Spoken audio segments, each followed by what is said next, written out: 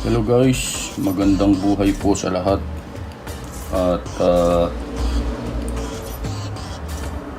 ito ngayon ay gagawa tayo ng video para dun sa isang concern po, hindi pala concern kundi question. Curious lang kasi si Sir, kaya nag-comment siya sa ating page at nag-request siya na mabigyan ng comparison yung grip angle ng hybrid at saka yung standard na 1911.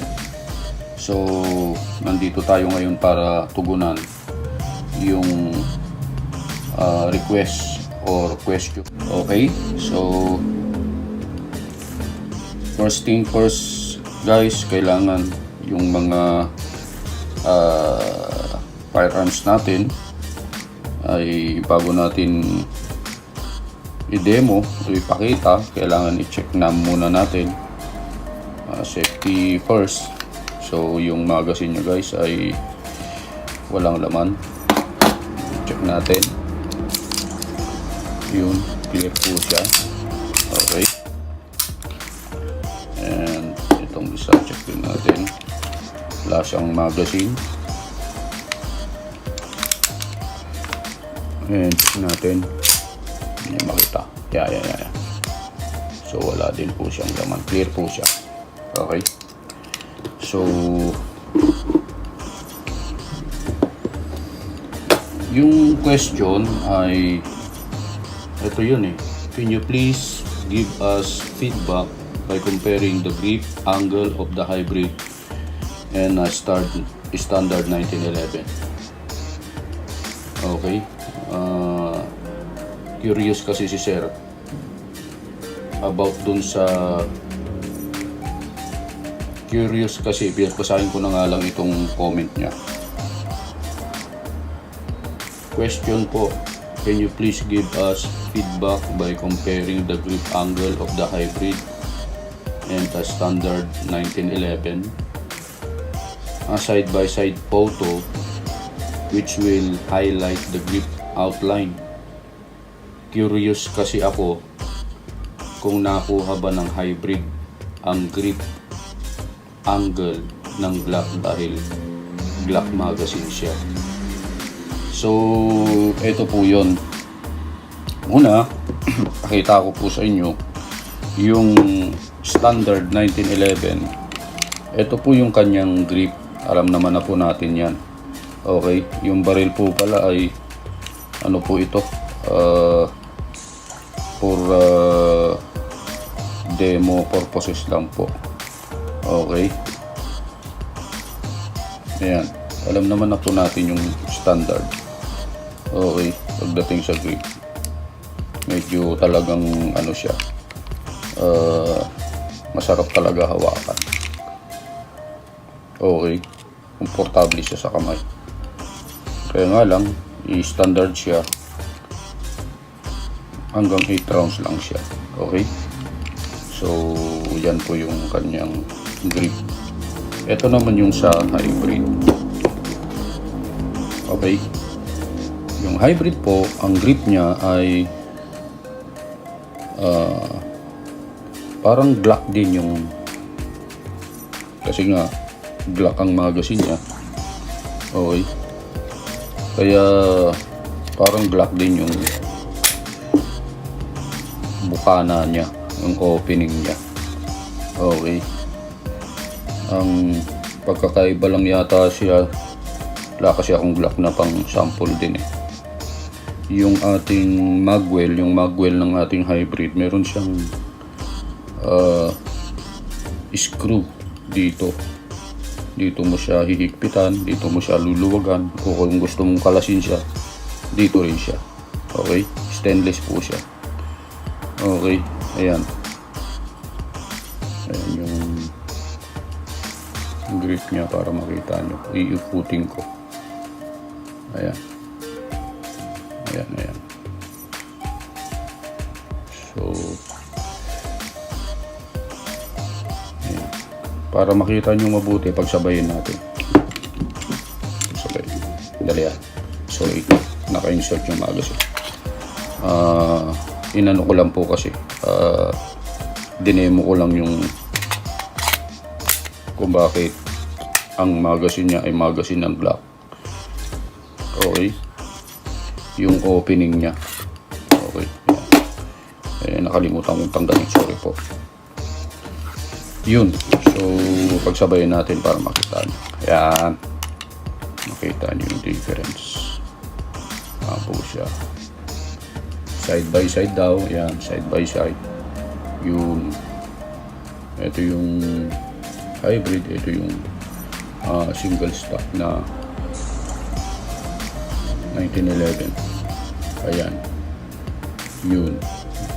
Yung unit pala na ito ay hiniram ko lang sa kapitbahay para may pang demo lang po ako, para makita lang po yung difference. Ayan, yun.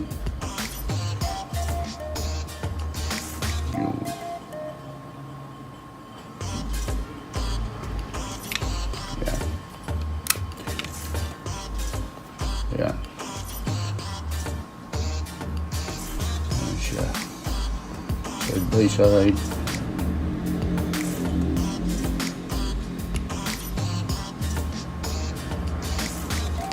Ayan.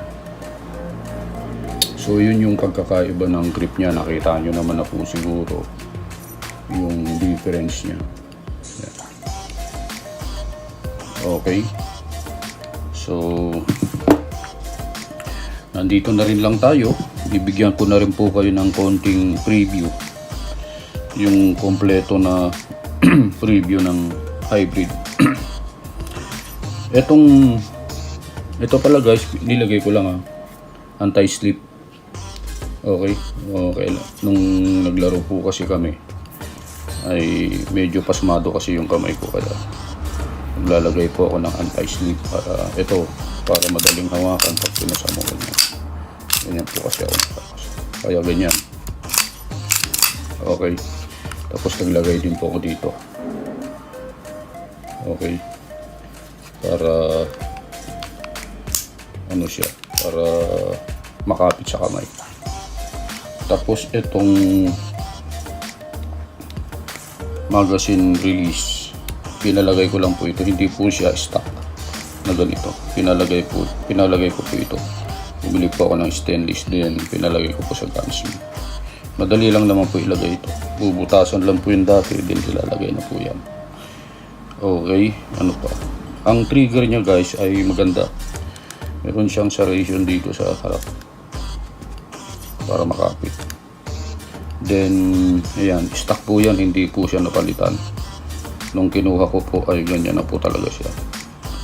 So parang trigger po ng SBI, parang ganun. Okay, extended yung kanyang safety lock, pero hindi siya ambi safety. Right, sa right lang siya. Okay, so yung mga nagtatanong kung ambi safety ba siya o hindi po siya ambi safety. Naka LPE rear sight na po siya, adjustable, at saka naka fiber optic front sight na din po. Okay, yung barrel niya guys, sandali lang pakita ko lang. Yung barrel niya ay bull barrel. Okay, nasa ko.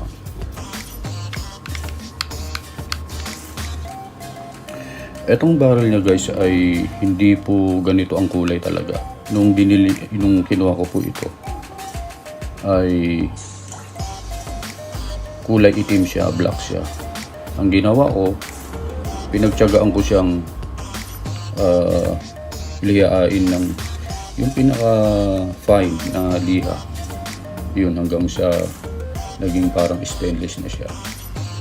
Okay, so baka yung mga mag-aabil dyan pag may stock na, sasabihin nyo na bakit yung pinakita stainless naman yung barrel. Hindi po, pinagtiyagaan ko lang po na lihain po yan. Okay, ano pa ba? Slide stop, extended na rin. Okay, yung barrel niya pala, bukod sa naka-bull barrel, naka-ramp. Alam niyo yung ramp, ayan o. Kaya maganda ang performance kasi, nakikita niyo yun. Okay, hindi katulad ng iba na hindi siya naka-ramp. Tawag dito, pag ano ng amo, dumidiretso rito, ito naka-rampa talagang aakyat at aakyat siya talaga. So, advice ko lang, pagka maglalaro kayo o kahit hindi kayo maglaro, nagpikere kayo, advice lang, lagi kayong mag-barrel drop, lalo na kung reload yung mga amo ninyo, yung mga bala nyo guys. At kahit pa factory load na amo, kailangan nyo pa rin i-barrel drop para makasiguro lang. Okay, para sigurado. Okay, ano pa ba? Ayun. Napaka-smooth siya guys. Ginaganong ko lang siya. Napakadaling. Sticker na siya ng PMA kasi nilaro ko nga po ito nung competition sa PMA last, kailan ba yun?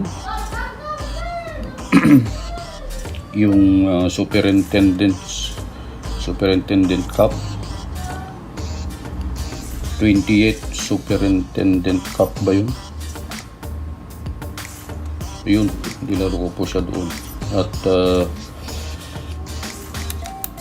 kumbaga sa pumasa po ito sa aking sa akin lang sa testing ko. Pumasa siya kasi hindi siya nag-malfunction nung nilaro ko sa Baguio ito, sa PMA. Maganda naman yung, kita nyo naman siguro yung mga videos. Okay, so okay naman siya. Ganda naman.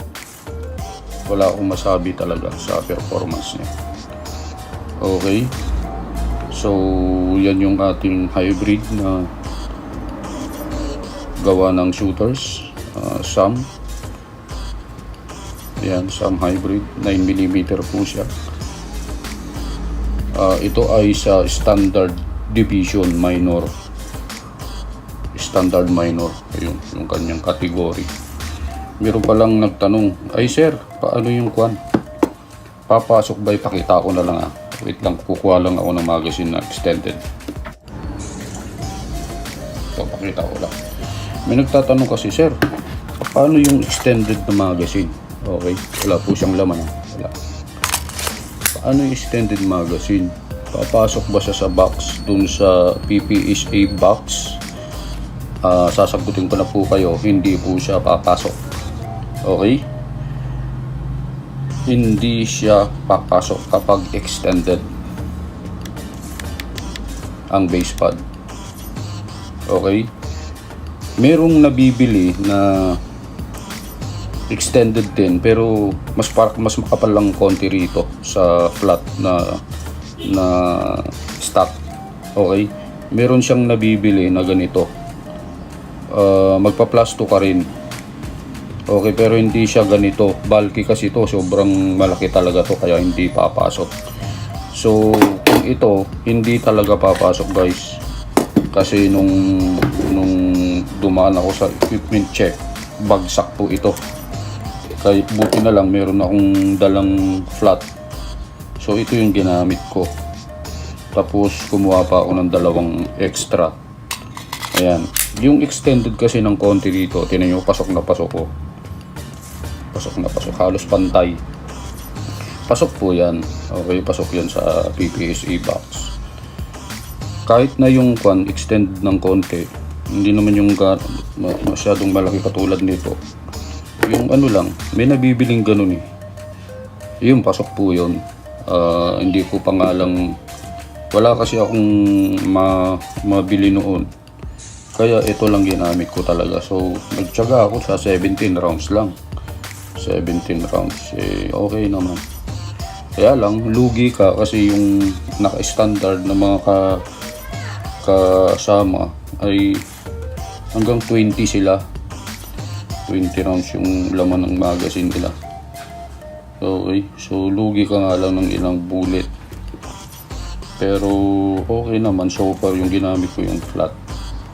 Okay, so yung sa mga nagtatanong, yun na. Sana po nasagot ko na po kayo ng maayos. Etong extended po ay hindi po papasa sa PPSE box pag ito ang ginamit. So hindi kayo papasa sa equipment check. Kailangan flat lang. Okay, ang gagamitin.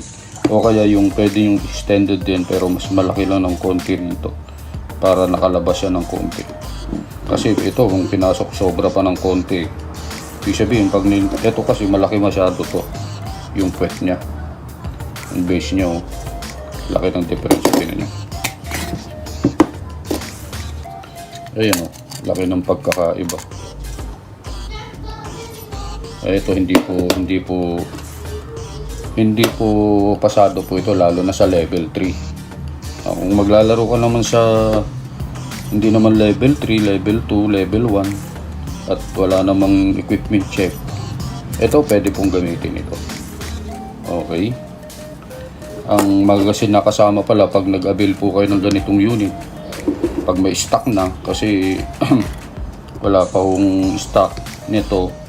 Ito po ay ni-request ko lang po actually sa boss namin na bigyan ako ng unit para matry ko, matesting ko yung performance. So ako lang po ang unang nagkaroon nito sa Pilipinas. Kaya yung serial number nito ay nakita nyo po, ayan o. Nakita ba? Ayan, 01. So ako po yung unang na nagkaroon nito sa Pilipinas.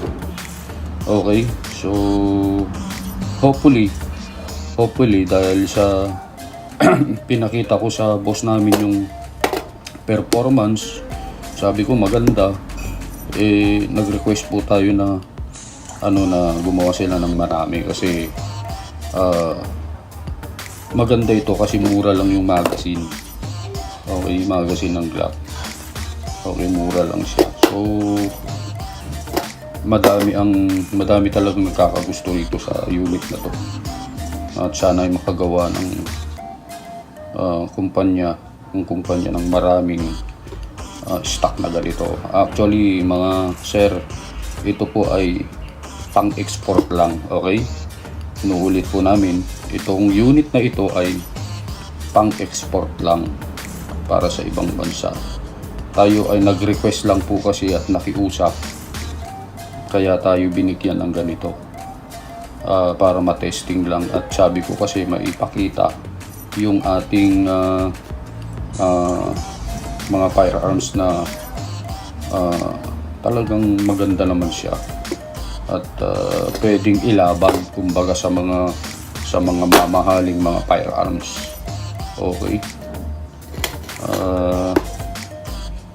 so hopefully ay magkaroon din tayo rito sa Pilipinas ng maraming stock na ganito. Okay, and yan ay ipinakiusap natin sa ating mga bossing. So yun guys, yung tanong ni Sir, sana nasagot namin po kayo, Sir Edward, sa inyong katanungan tungkol po dun sa angle ng grip. Okay, ng single stock standard 1911 at saka ito 1911 din po ito. Kaya lang siya ay high cap. Okay, double stock siya. Okay na ang magazine ay magazine ng Glock. Okay, so yun lang guys, at kung nagustuhan nyo yung video, paki-like naman, paki-subscribe yung ating channel page, and paki-share na din, at i-upload din po namin ito sa YouTube. Siya nga pala, baka may magtanong dyan, kasi po ito po kasi nung inilaro ko po ay nagpalit po ako ng spring, kaya medyo lumambot ng konti. Okay, yung spring ko po na ginamit dito ay 12 pounds na spring. recoil spring. And nagpalit din ako ng hammer spring na yung hammer spring. Nagpalit din po ako ng 17 pounds. Yun lang po ang ginalaw ko rito. Yun lang ang pinalitan ko. Yung mga spring lang. And lahat stock na. Tsaka ito lang, ito. Bali, tatlo lang. Ito, hammer spring, tsaka yung recoil spring. Yun lang po ang pinalitan ko po dyan. And the rest, stock na po lahat dyan. Okay? Yan. So, sana guys, nagustuhan nyo yung video. Kung nagustuhan nyo, pakilike naman at mag-iwang kayo ng komento sa baba. Kung may mga pagkakamali tayo sa paggawa nitong video, pagpasensya nyo na lang po. Hindi naman po kasi tayo professional na gumagawa ng video. Yun lang guys, God bless and stay safe, stay home. At sana ay makita-kita tayo sa rain soon. God bless.